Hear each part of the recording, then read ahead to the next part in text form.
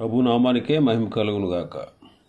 కూడి వచ్చిన మీ అందరికీ, కర్మిల ఆత్మీయ సహవాస సంఘ విశ్వాసులందరికీ మన ప్రభువును ఆయన ప్రియ కుమారుడునైన యేసుక్రీస్తు వారి శ్రేష్టమైన నామములో శుభములు మరియు అందరికీ వందనాలను. పరమగీతము 4వ అధ్యాయాన్ని మనం ధ్యానం చేసుకుంటున్నాం. పరమగీతము 4వ అధ్యాయం. గత దినం వరకు 9 వచనాలు మనం ధ్యానం చేసుకున్నాం. 10వ వచనాన్ని చదువుతాను. సహోదరి ప్రాణేశ్వరి, నీ ప్రేమ ఎంత మధురము, ద్రాక్షారసము కన్నా నీ ప్రేమ ఎంత సంతోషకరము.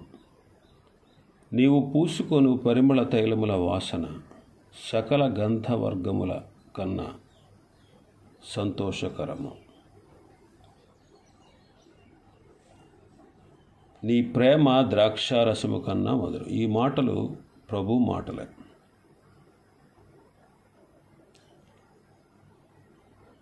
నీవు పూసుకొను పరిమళ తైలముల వాసన సకల గంధవర్గముల కన్నా సంతోషకరము అంటున్నాడు. ప్రభు పునరుత్థానుడైన తర్వాత తన శిష్యులను కలుసుకొని వారి యొక్క సహవాసంలో ఆయన ఎంతో సంతోషిస్తూ ఉన్నాడు. వారు ఆయన ప్రాణమునకు ఎంతో ప్రియమైన వారని ప్రభు తెలియజేస్తున్నాడు. ఆయన పునరుత్థానుడైనందున ఆయన పునరుత్థాన పరిమళ సువాసనగా లోకములో వెదజల్లబడాలని ప్రభు ఆశిస్తూ ఉన్నాడు.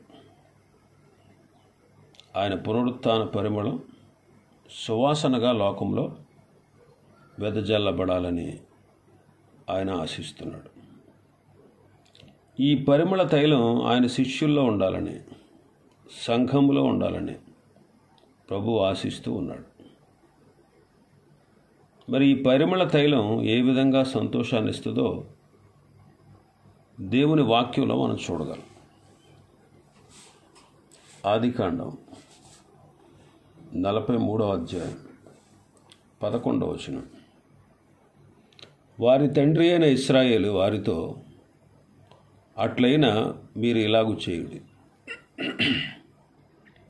ఈ దేశమందు ప్రసిద్ధములైనవి అనగా కొంచెము మస్తకి, కొంచెము తేనె, సుగంధ ద్రవ్యములు, బోళము, పిస్తాచకాయలు, బాదము కాయలు మీ గోనెలలో వేసుకుని ఆ మనుష్యునికి కానుకగా తీసుకొని పోవుడి. ఈ వచనంలో పరిమళ ద్రవ్యాలను గూర్చి కూడా రాయబడింది. ఈ పరిమళ ద్రవ్యాలు ఐగుప్తు దేశాధినేత అయిన యోసేపునకు సమర్పించబడాలి.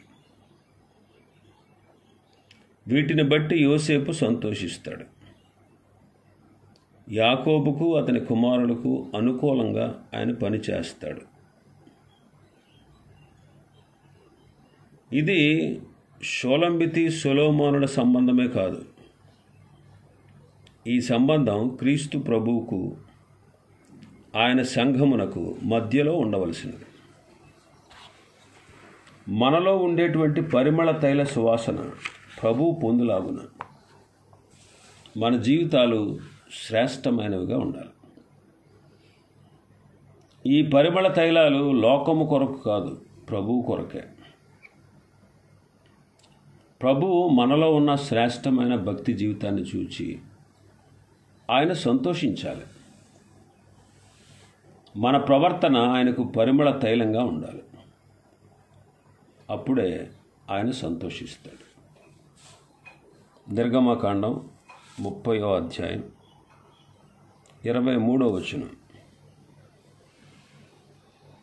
పరిశుద్ధ స్థల సంబంధమైన తులము చొప్పున అచ్చమైన గోపరసము 500 తులములను, సుగంధము గల లవంగి పట్ట సగము అనగా 250 తులముల ఎత్తు, నిమ్మగడ్డి నూనె 250 తులముల ఎత్తు, లవంగి పట్ట 500 తులములు ఒలివ నూనె సంభారం 3 కొలను తీసుకొని వాటిని ప్రతిష్టాభిషేక తైలం అనగా సుగంధ ద్రవ్య మేళకుని పని అయిన పరిమళ సంభారముగా చేయవలను. అది ప్రతిష్టాభిషేక తైలం. ఈ వచనంలో పరిమళము వ్యాపించబడే అనుభవాన్ని గూర్చి దేవుడు సెలవిస్తూ ఉన్నాడు. ఈ పరిమళ సువాసన ప్రత్యక్ష గుడారంలో ఉండాలి. దీని భావం ఏంటంటే దేవుని ప్రజల ప్రవర్తన దేవుని సన్నిధిలో పరిమళించాలి. దేవుని బిడ్డల ఆరాధన, వారి ప్రవర్తన దేవునికి మహిమకరంగాను తోటి విశ్వాసులకు మాదిరికరంగాను ఉండాలి. పరిమళాలు వెదజల్లే ప్రవర్తన సంఘంలో ఉండే ప్రతి ఒక్కరికి ఎంతో అవసరమైంది. మనము నష్టపోయిన ఇతరులు మన జీవితం ద్వారా ఆశీర్వదించబడాలి. పరిమళ ద్రవ్యాలు నలగగొట్టబడితే పరిమళ తైలం వస్తుంది. అలాగే దేవుని బిడ్డలైనటువంటి మనం ఆయన సేవలో పూర్తిగా నలిగిపోవాలి. అలాంటప్పుడే మన జీవితం పరిమళాలు వెదజల్లుతుంది. నేనిప్పుడు పానార్పణముగా పోయబడుచున్నానని పౌలు గారు సెలవిచ్చారు. అంటే తన జీవితం అనే పరిమళ ద్రవ్యాన్ని పూర్తిగా నలగొట్టాడు.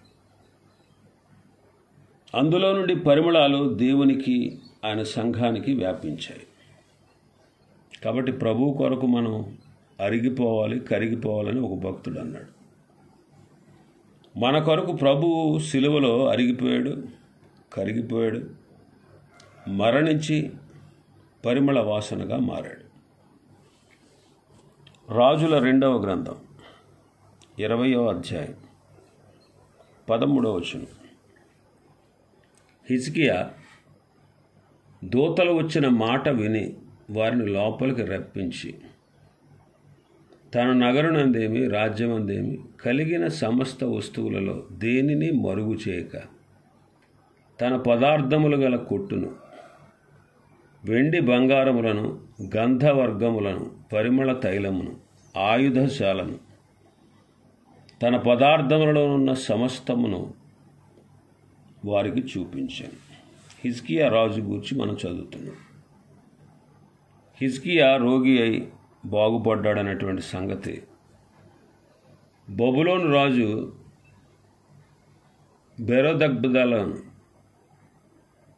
బెరోదక్బలదాను అనేటువంటి ఆ రాజు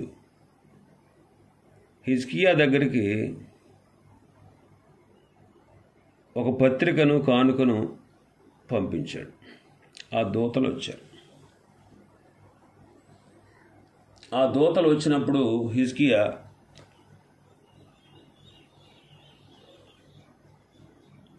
తనను దేవుడు ఎలాగ బాగు చేశాడో ఆ సంగతి గురించి ఏం చెప్పకుండా ఆ దూతలను లోపలికి తీసుకొచ్చి తన నగరయందు, తన రాజ్యమందు, తనకు కలిగిన సమస్త వస్తువుల్లో దేన్ని మరుగు చేయక వాళ్ళకు చూపించాడు. ఈ కొట్లలో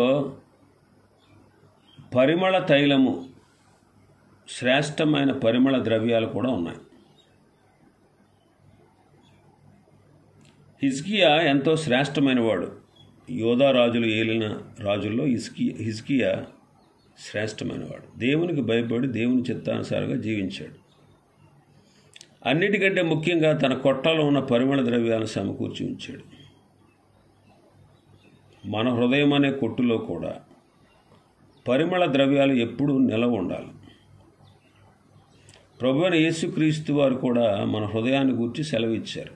ఏమనంటే, సజ్జనుడు తన మంచి ధననిధిలో నుండి మంచి విషయాలు తెస్తాడు, దుర్జనుడు తన చెడ్డ హృదయంలో నుండి చెడ్డ విషయాలు తెస్తాడు అన్నాడు. ప్రభు దృష్టిలో హిజ్కియా యొక్క ధననిధి ఎంతో మంచిది.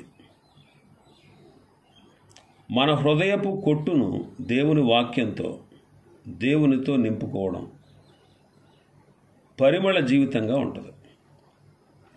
ఇక్కడ హిజ్కియా ఒక పొరపాటు చేశాడు. ఎంత శ్రేష్ఠులైనా కానీ తప్పులు సహజంగా ఉంటాయి. అందువల్ల మన తప్పులను మనం సరి చేసుకోవాలి.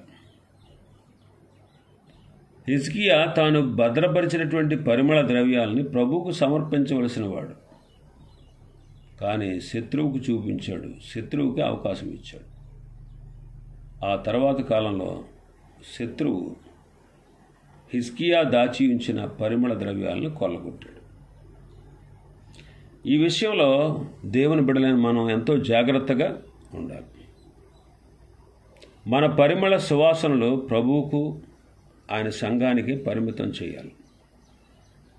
మన పరిమళ జీవితాన్ని సాతానుడు దొంగిలించకుండా మనల్ని మనం భద్రపరచుకోవాలి. దినవృత్తాంతాలు 2వ గ్రంథం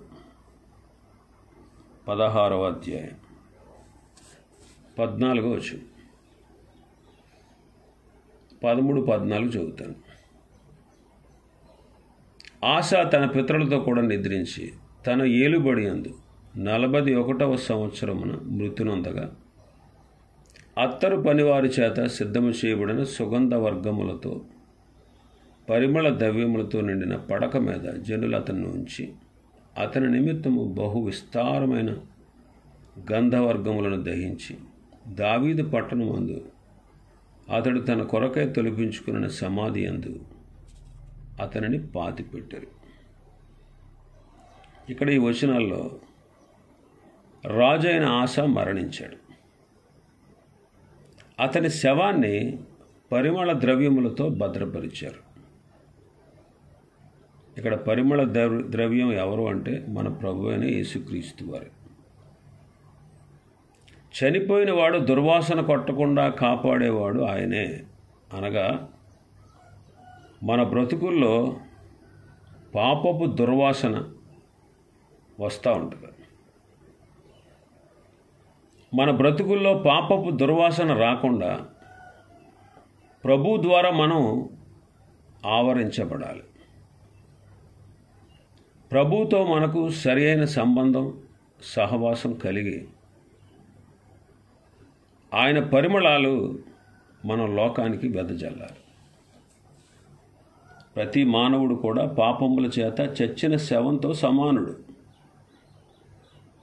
ప్రతి మానవుడు అంతే, పాపముల చేత చచ్చిన శవంతో సమానం. శవం దుర్వాసన కొట్టకుండా పరిమళ ద్రవ్యాలతో శవాన్ని భద్రపరుస్తారు. అదేవిధంగా పాప మానవుడు నిత్య నాశనానికి వెళ్లకుండా ప్రభువే సువాసన అయి అటువంటి వారికి నిత్య జీవం ఇచ్చి వారిని భద్రపరుస్తాడు. రాజుల మొదటి గ్రంథం 10వ అధ్యాయం 2వ వచనం, 1, 2 వచనాలు చదువుతాను. శాబ దేశపు రాణి యెహోవా నామమును గూర్చి సొలొమోనుకు కలిగిన కీర్తిని గూర్చి విని గూఢార్థము గల మాటల చేత అతని శోధించుటకై వచ్చింది.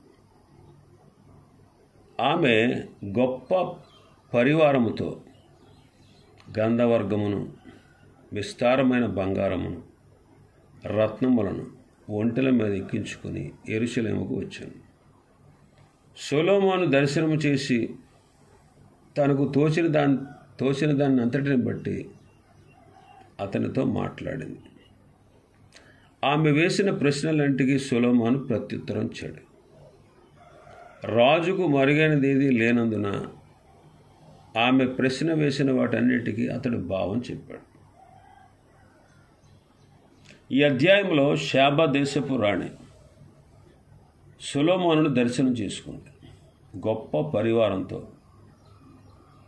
గంధవర్గాన్ని, విస్తారమైన బంగారాన్ని, రత్నములను సొలొమోనుకు కానుకగా తెచ్చింది. ఇవన్నీ ఆమె దేశంలో ఉండే సంపదలవి. వీటిలో పరిమళ వాసనకు చెందిన గంధవర్గము కూడా ఉంది.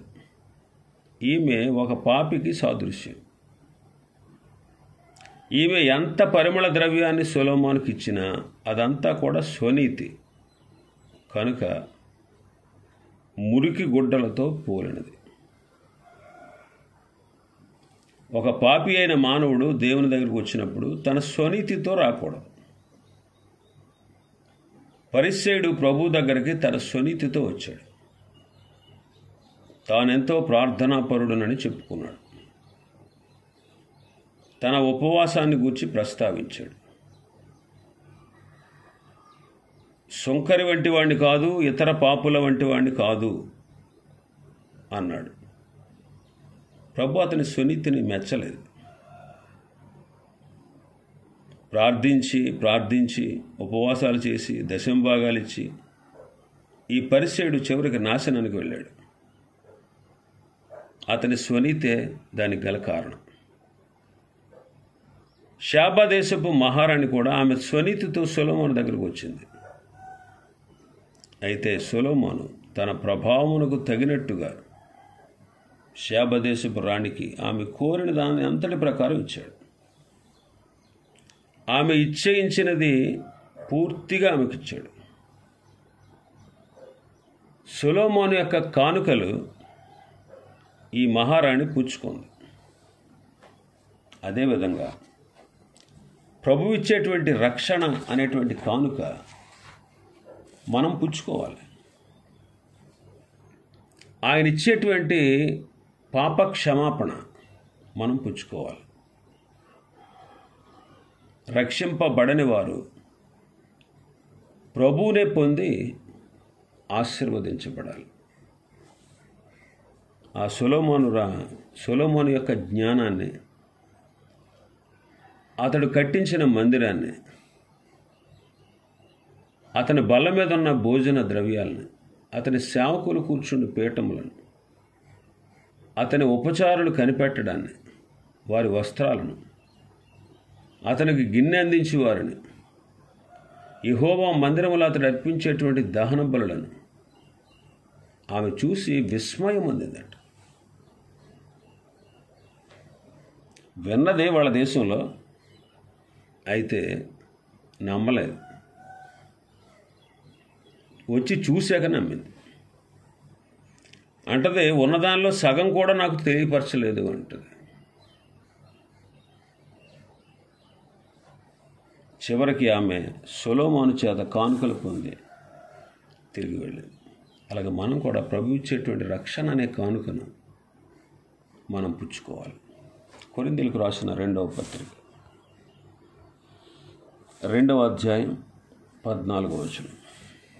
మా ద్వారా ప్రతి స్థలమందును క్రీస్తును గూర్చిన జ్ఞానము యొక్క సువాసనను కనుపరచుచు ఆయన యందు మమ్మును ఎల్లప్పుడూ విజయోత్సవముతో ఊరేగించుచున్న దేవునికి స్తోత్రము. ఆయనను గూర్చిన జ్ఞానము యొక్క, క్రీస్తును గూర్చిన జ్ఞానము యొక్క సువాసన అంటే ఇక్కడ క్రీస్తు ప్రభు పరిమళ సువాసన అని మనం చూస్తున్నాం. అది దేవుని బిడ్డల ద్వారా వెదజల్లబడుతూ ఉంది అని పౌలు గారు చెబుతున్నాడు. క్రీస్తు ప్రభువే నిజమైన పరిమళ సువాసన. అయితే ఆ పరిమళ వాసన ఆయన బిడ్డల ద్వారా లోకంలో వెదజల్లబడతా ఉంది. మానవుడు నశించినా రక్షించబడిన దేవుని బిడ్డలు మాత్రం మారలేదు. వారి నుండి వెదజల్లబడే సువాసన లోకానికి మేలు కలిగిస్తూ ఉంది. రక్షించబడి వారికేమో ఈ సువాసన నిత్య జీవాన్ని కలిగించేదిగా ఉంది. అయితే ఈ రక్షణ సువాసన కొందరు అంగీకరించడం లేదు. అట్టి వారికి ఈ సువాసన మరణార్థమైన మరణపు వాసనగా ఉంది. ఏ విధము చేత కానీ దేవుని బిడ్డల లోకానికి ప్రభునందలి పరిమళ వాసనను అందించేవారుగా ఉన్నారు. ఒకవేళ ప్రజలు నీవు చెప్పినటువంటి సువార్తను నమ్మినా నమ్మకపోయినా, రక్షించబడకపోయినా ప్రతి స్థలంలో క్రీస్తును గూర్చిన సువార్త పరిమళ వాసనలు వెదజల్లబడుతూ ఉండాలి. సువార్త పరిమళాలు వెదజల్లేవారు దేవుని యందు విజయోత్సవముతో ఊరేగించబడుతూ జీవిస్తూ ఉంటారు. ఈ విధంగా ప్రభు యొక్క సువార్త పరిమళాలు లోకములో మన ద్వారా వెదజల్లబడాలి. లోకములో మన ద్వారా వెదజల్లబడాలి. ఇది ఈ వచనంలో ఉన్నటువంటి వివరణ. ప్రభు చిత్తమైతే రేపు దినం మరొక వచనాన్ని మనం ధ్యానం చేసుకుందాం. దేవుడి వర్తమాన వాక్యాన్ని మన వినికిడిలో ఆశీర్వదించునుగాక. ఆమేన్.